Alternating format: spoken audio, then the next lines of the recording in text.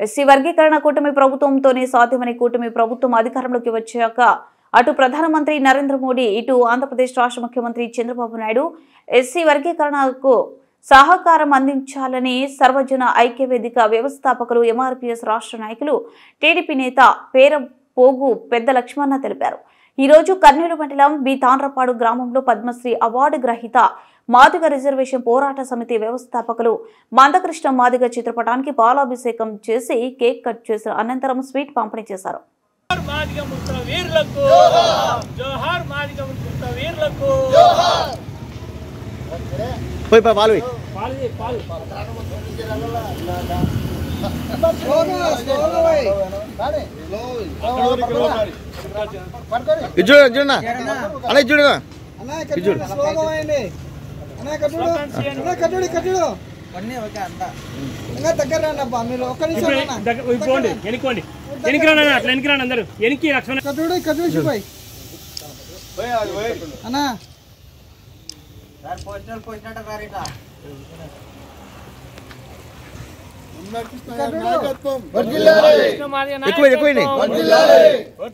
మందకృష్ణ మాదిగ పద్మశ్రీ మందకృష్ణ మాదిగ నాయకత్వం, మాదిగ ఉపకులాల ఐక్యత, మాదిగ ఉపకులాల ఐక్యత, మాదిగ ముంత వీరులకు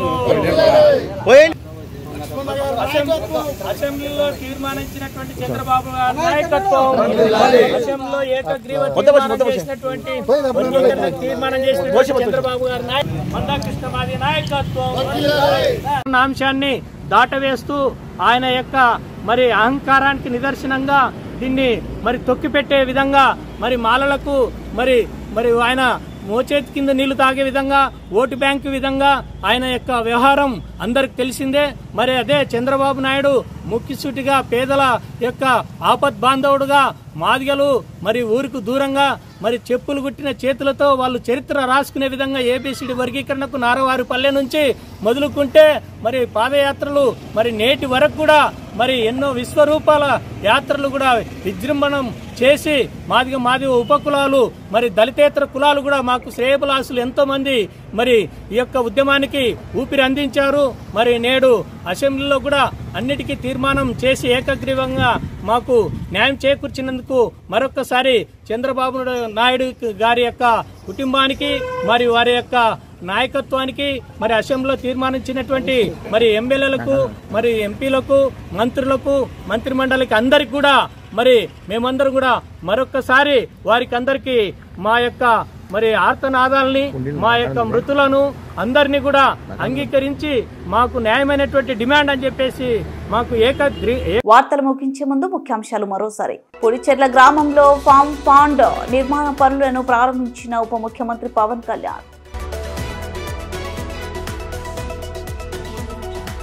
సిల్వర్ జూబ్లీ కళాశాల బాయ్స్ హాస్టల్ నందు భగత్ సింగ్ రాజగురు సుఖదేవ్ 94వ వర్ధంతి కార్యక్రమం.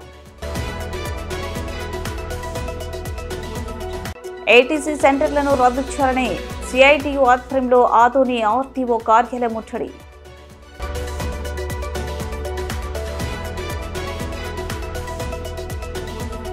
రాష్ట్ర ప్రభుత్వం ఉద్యోగుల బకాయిలు చెల్లింపుకు 6,200 కోట్ల రూపాయలు చెల్లించాలని డిమాండ్. స్థానిక సమస్యల పరిష్కారం కోసం ఉద్యమించండి సిపిఎం పిలుపు.